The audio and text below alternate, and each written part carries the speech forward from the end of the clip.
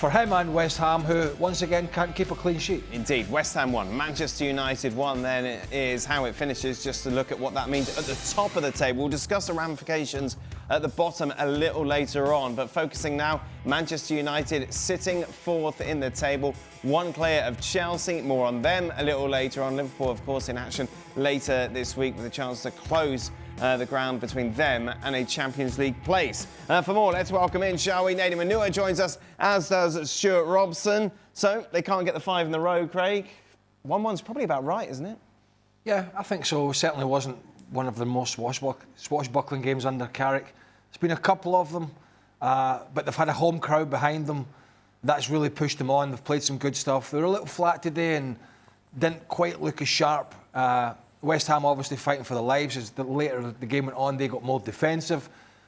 Nuno made some changes. They started camping on the edge of the box. They themselves had a couple of breaks at the end that they could have done better with in the final third. Callum Wilson could have made a better decision or two that could have maybe killed the game off. They didn't, and it was just a brilliant goal from a player who, I think when he came on, struggled with his all-round game, Benjamin Sesko. Yeah. So to see that finish from a player who, every time the ball went up to him, I mean, we were watching games and whatnot, but when the ball went up to him, it was kind of bouncing off him a little bit. To see that finish from that angle, it was one of the best finishes you'll see. I mean, from that perspective, West Ham can say, my God, I mean, we did most things right, and he scored a wonder goal, which he is, but listen, you've got to keep clean sheets. West Ham are not doing it. And Man United, it's, unbeaten, good spirit again, keep them going to the end. So that's another positive for them. And I suppose when you look at is that 5 games you said? I suppose when you look at the 5 games in their totality, from where they were, that's a very good return of points, even though they're playing a side that's currently in the relegation zone. Any cause for concerns today, Robbo, for United? The only thing I would say, in the first half, Manchester United have been playing well because they've been getting the ball forward, they've been playing at a fast tempo, they've had runners in behind.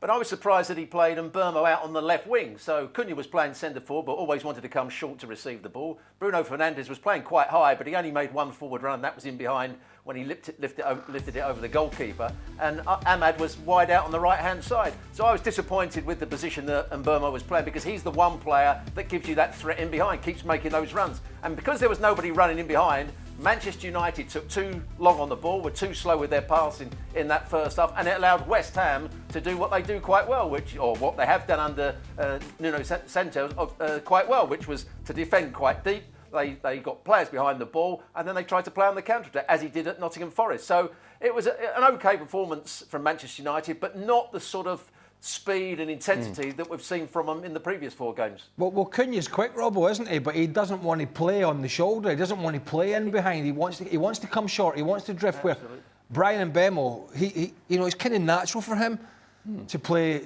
to try and run in behind. If you watched him at the weekend, they went, particularly in the first half of the game, they went long quite a lot when they were pressed, and they went long and tried to go long and over the top from Lamans to Brian Mbeumo.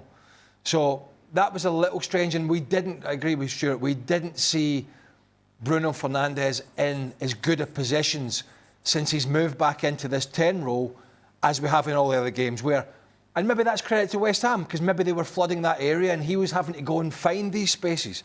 He was having to go and look for the ball more than he has been in games that have been a bit more open, and he's found some great spaces and he's really linked that midfield and forward line.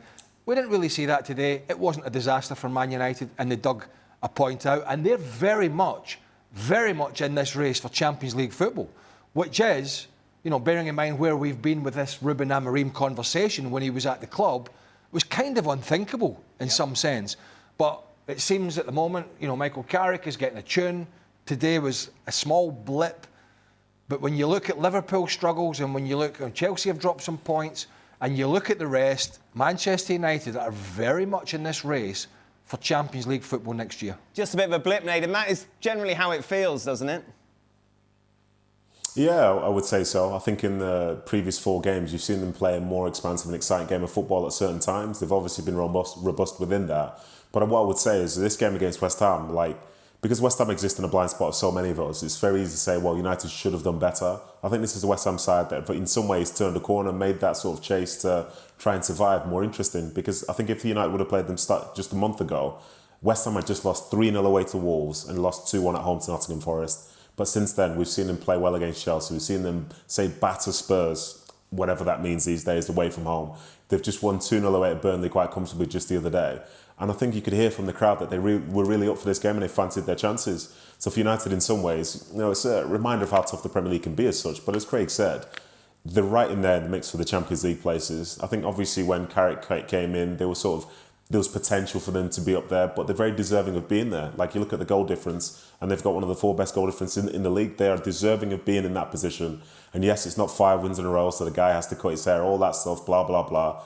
They're still in the mix, they're in good form, and even though on a day like today they didn't manage to get the win, they still fought to the very end and found a result, and as a consequence, all those fans that travelled down, they still travel back up to Manchester now with a great sense of happiness. It's not perfect, but it still feels like it's heading in the right direction. If you'd have said to Carrick and his crew, can you imagine? Yeah. You'd have said to him, right, here's the job, not giving it to Solskjaer, obviously, here's the job, you've got City and Arsenal, was it Tottenham? I can't remember. Fulham, Spurs, West Ham away. 3 of them at home.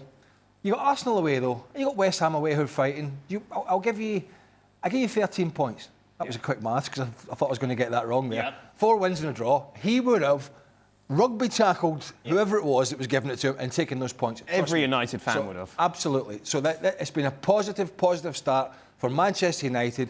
It just lacked some sparkle and bubble today, which sometimes can happen.